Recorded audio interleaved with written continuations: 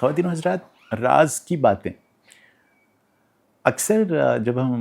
मैं आपसे अपने राज की बातें शेयर करता हूँ तो वो अ, बताते हुए मैं हमेशा ज़िक्र करता हूँ आपसे वो बड़े बड़े लोग जो मेरी ज़िंदगी में आए, जिन्होंने मुझे मुतासिर किया और फिर उन्होंने जो बहुत विज़डम की बातें मुझसे की, वो मैं कहीं अपने साथ ही लेकर इस दुनिया से ना चला जाऊँ। और उनमें से जो मुझे लगा कि ऐसी हैं जो काबिल फ़हम हैं हम सब के लिए, और शायद हमारी ज़िंदगी में उससे कुछ सोच के लेवल पर, ज़िंदगी को गहरी नज़र से देखने के हवाले से कोई ऐसी बात आपके ज़हन में रह जाए और आप तक पहुंच जाए जिससे आपको कुछ फ़ायदा हासिल हो। आज जो बातें मैं आपके साथ और अगली रील में जो बातें मैं आपके साथ शेयर करूंगा, वो किसी वाइज़ शख्स से या किसी बहुत दुनियावी तौर पर बड़े आदमी से मैंने नहीं सीखी, बल्कि ऐसे लोगों से सीखी जिनको हम ज़िल्लतों के मारे लोग समझते हैं, जिनको हमारे माशरे ने धत्कार रखा है और जिनके ऊपर ये लेबल है कि वो बहुत मामूली, घटिया और बहुत बुरे लोग हैं। और अक्सर हम उन्हें कहते हैं नशई, नशई है कमबख्त। जैसे ही उनका ज़िक्र आता है माशरे में, जो उनकी सतह है जिस पर हम उन्हें देखते हैं और ट्रीट करते हैं, मुझे उसके बारे में कुछ भी कहने की ज़रूरत नहीं, बस सिवाय इसके कि वो शायद इससे नीची सतह ज़मीन पर कोई और होती ही नहीं माशरती लेवल पर, जहाँ हम नशावर इंसानों को देखते हैं। और अगर आप ये जानना चाहते हो कि हमारा ज़हन उनको किस सतह पर देखता है, तो आप कभी जाकर रिहेबिलिटेशन सेंटर्स जो बने हुए हैं नशे के अफराद के लिए, उनकी हालत ज़ार देखिए। और उस हालत ज़ार में देखिएगा कि माँ बाप, बहन भाई, अज़ीज़ व अक़ारिब और दोस्त अपने इंतहाई अज़ीज़ जिस्म के हिस्से को, रूह के हिस्से को किन हालात में रहने के लिए छोड़ कर आ जाते हैं, जो यकीनी तौर पर इस बात की गमाज़ी करता है कि हमारा रवैया अपने माशरे के इन अफराद के लिए क्या है जो नशा करते हैं। ये जो दो वीडियोज़ हैं, ये वाली और इससे अगली, इसमें मैं आपसे अर्ज़ करूँगा कि मैंने इनसे क्या सीखा। जो उन्होंने जो बात मुझे समझाई है, वो मैं समझता हूँ कि इतनी गहरी है कि वो किसी फ़लसफ़े में नहीं है। पहली बात जो मेरे उन दोस्तों ने मुझे समझाई जो नशा करते हैं, वो ये थी कि नशा बुनियादी तौर पर इंसान को इंसान की सतह से नीचे ले जाता है। यानी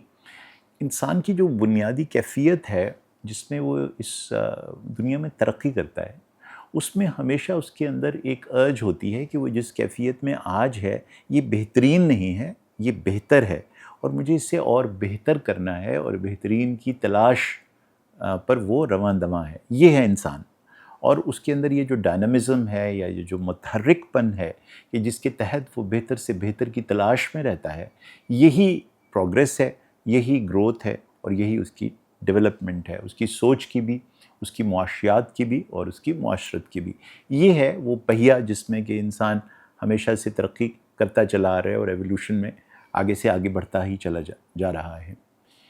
तो मेरे इन बहुत अज़ीज़ दोस्तों ने मुझे ये बात समझाई कि नशे ने उनके साथ किया क्या। पहली चीज़ जो उन्होंने बताई वो ये थी कि नशा करते ही उन्हें ये एहसास होने लगता है कि जैसे वो दुनिया में सबसे ज़्यादा इम्पॉर्टेंट इंसान है। और वो इम्पॉर्टेंट इंसान इस लिहाज से हैं कि उन्हें आहिस्ता आहिस्ता नशे करते करते ये एहसास और ज़्यादा पक्का होने लगता है कि एक्चुअली जितने भी लोग हैं उनके इर्द गिर्द, उनका एक ही काम है और वो ये है कि वो उन्हें लुक आफ्टर करें। यानी इनके ऊपर कोई ज़िम्मेदारी किसी के लिए नहीं है, बल्कि तमाम लोगों की ज़िम्मेदारी ये है कि इनके जज्बात का ख्याल रखें, इनकी ज़रूरतों का ख्याल रखें और जो भी ये चाहते हैं वो हो।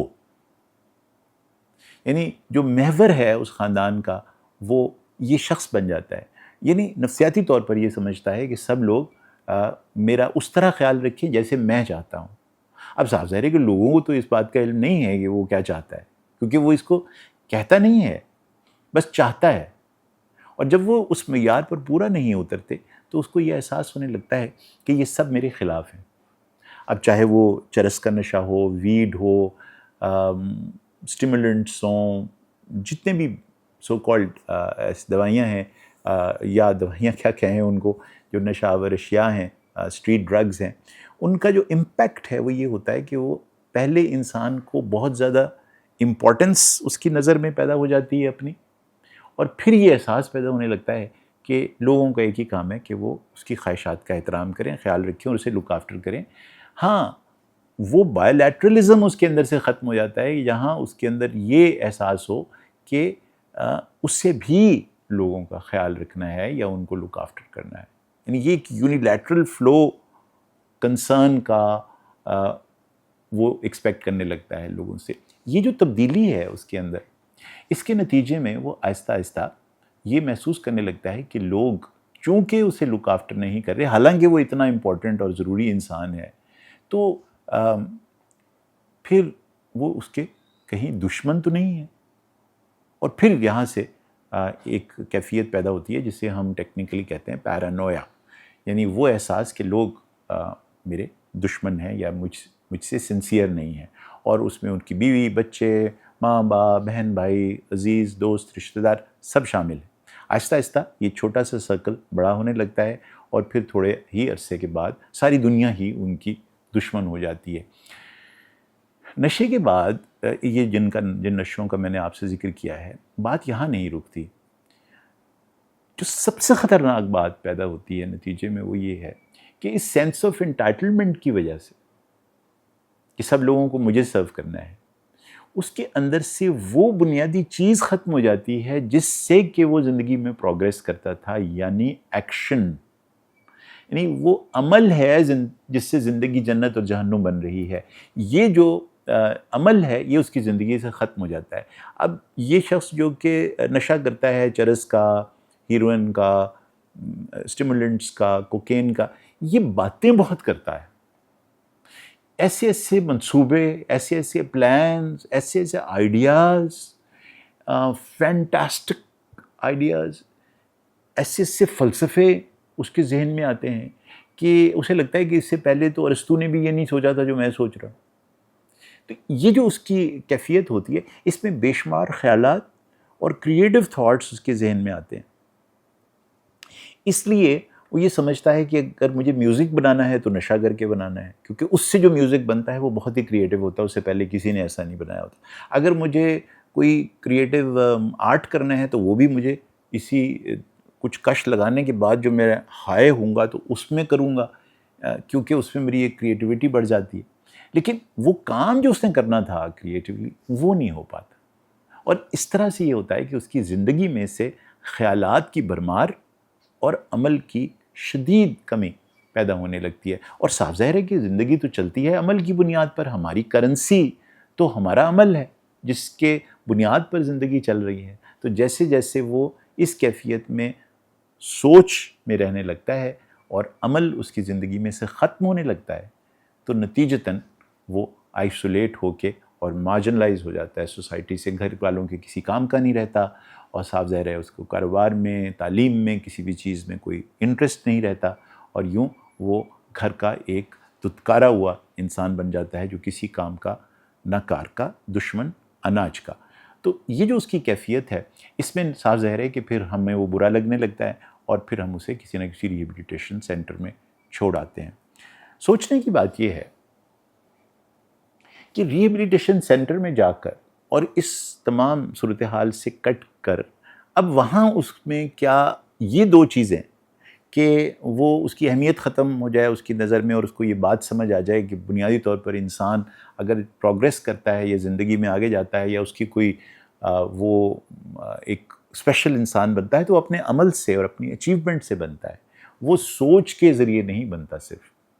فلاسفر بن کر وہ نہیں وہ اہمیت حاصل کر سکتا، بلکہ اس کو عملاً زندگی میں کچھ کرنا پڑے گا. اور وہی چیز ایکچولی ہے جو ریہیبلیٹیشن سینٹر میں اس کو میسر نہیں آتی. اس کو وہاں بند کر دیا جاتا ہے، اور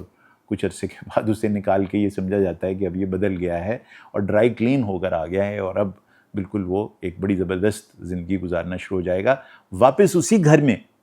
اسی انداز سے اس کو دیکھا جانے لگتا ہے، بلکہ اس دفعہ وہ جو امیجن کر رہا تھا کہ لوگ اس کے سب خلاف ہیں اور اس کو واچ کرتے ہیں اور اس کو دیکھتے ہیں اور اس پر شک کرتے ہیں اور اس پر کوئی اعتبار نہیں کرتا، یہ پریکٹیکلی ہم کرنے لگتے ہیں اس کے ساتھ. یعنی ہر کوئی ہر وقت دیکھتا رہتا ہے اس کی آنکھیں لال تو نہیں ہوگی، یہ پھر تھوڑی دیر کے لیے گھر سے غائب ہوا تھا تو نشہ کر کے تو نہیں آیا. تو یہ جو کیفیت اب جو وہ پہلے پیرانویا میں یعنی نفسیاتی طور پر ایسے سمجھتا تھا، اصل میں ایسا ہو نہیں رہا تھا، وہ پریکٹیکلی گھر والے کرنے لگتے ہیں. تو پھر اس میں کتنی ہی دیر لگے گی کہ وہ واپس اپنے اس احساس کو، اس کیفیت کو کہ لوگ اس کے دشمن ہیں اور اسے دیکھ رہے ہیں اور اس کو نقصان پہنچانے کی کوشش کر رہے ہیں، اس کے لیے، اس درد کو کم کرنے کے لیے دوبارہ سے وہی نشہ پھر کرنے لگتا ہے. آپ کو بتانے کا مقصد صرف یہ ہے کہ ہماری ایک پوری نسل آج نشے میں تو نہیں ہے، لیکن اس کیفیت میں جاتی جا رہی ہے. اور یہ ہے آج کی اس ریل کا، اس ویڈیو کا مقصد آپ تک پہنچانے کا. یہ باتیں جو میں نے کی ہیں یہ تو آپ کو پہلے بھی بتاؤں گی. یہ کیفیت ہمارے بچوں میں آتی جا رہی ہے کہ وہ بہت امپورٹنٹ ہیں اور ساری دنیا ان کو سرو کرنے کے لیے ہے، اور ان کے اندر یہی سینس آف انٹائٹلمنٹ پیدا کرتے جا رہے ہیں ہم پرورش کے ذریعے کہ تم یہاں بیٹھو، تم شہزادے ہو، تم اپنی ایک بہترین فارم ہو اور ہمارے سر کا تاج ہو، اور تمہیں کچھ کرنے کی ضرورت نہیں ہے، سب کچھ ہم ہیں جو آپ کے لیے کریں گے اور آپ کی ہر خواہش اور ہر ضرورت کو پورا کریں گے. یہ جو انداز ہے جس میں انہیں کچھ کر کے پروگریس نہیں کرنی، بلکہ ان کو پروگریس اس بنیاد پر کرنی ہے کہ وہ آپ کی آنکھ کا تارہ ہیں اور آپ کے لیے بہت امپورٹنٹ ہے. بھئی آنکھ کا تارہ تو ہیں اور امپورٹنٹ بھی بہت ہیں، لیکن ان کو عمل، ورک، محنت، مشقت سے یہ بات سمجھانا کہ آپ بہتر ہو سکتے ہیں، بہترین نہیں ہیں، جس فارم میں ہیں یہ ایک سفر پر آپ کو لے جانے کے لیے ہے. آپ ابھی منزل پر نہیں پہنچے ہوئے، بلکہ آپ اپنے عمل سے محنت کر کے، مشقت کر کے، بہت زیادہ جد و جہد کر کے اپنی ایک اور بہتر فارم میں آپ کو جانا ہے. اور اس میں ہمارا رول آپ کو وہ سہولیات مہیا کرنی ہے جو یعنی وہ زیادہ راہ دینا ہے جس سے آپ اس سفر پر روانہ ہو سکیں. اگر ایسا نہ ہم نے کیا تو پھر انہیں چرس پینے کی ضرورت نہیں، انہیں ویڈ لینے کی ضرورت نہیں. ہم ہی ماں باپ کی حیثیت سے، ہم ہی گھر والوں کی حیثیت سے اس کی چرس ہیں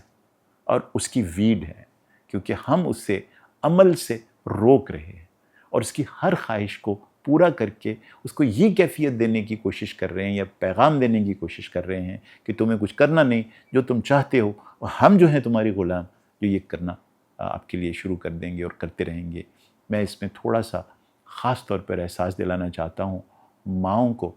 جو یہ سمجھتی ہیں کہ ان کے بچوں کے لیے ان کے باپ کو ان کی ہر خواہش کو پورا کرنے کے لیے محنت کرنی چاہیے، اور وہ بچوں کو صرف اپنی خواہشات اناؤنس کرنی ہیں اور باقی سب کا یہ کام ہے کہ تو ایسا نہ کیجیے. ذرا پیچھے مڑ کے دیکھیے کہ آپ کی والدہ آپ کے لیے کیا انداز تھا. وہ آپ کو صبر سکھاتی تھی، وہ آپ کو اپنی جو بھی خواہشات ہوتی تھیں اس پر کنٹرول سکھاتی تھیں اور بتاتی تھیں کہ بیٹا یہ جو آپ کی خواہش ہے یہ ہمارے حلال ذرائع سے پوری ہی نہیں ہو سکتی تھی. اس کے اندر کیپیسٹی ٹو سے نو اینڈ ایجوکیٹ چلڈرن، تعلیم دیتی تھی ان کو اس بات کی کہ نہیں آپ کی یہ خواہش پوری ہو سکتی. تو یہ جو ایک ڈیلے کرنا ہے اور اپنے بچوں کو یہ احساس دلانا ہے کہ ہماری پرورش کا یہ انداز کہ جو آپ چاہیں ویسے ہی ہوتا جائے گا،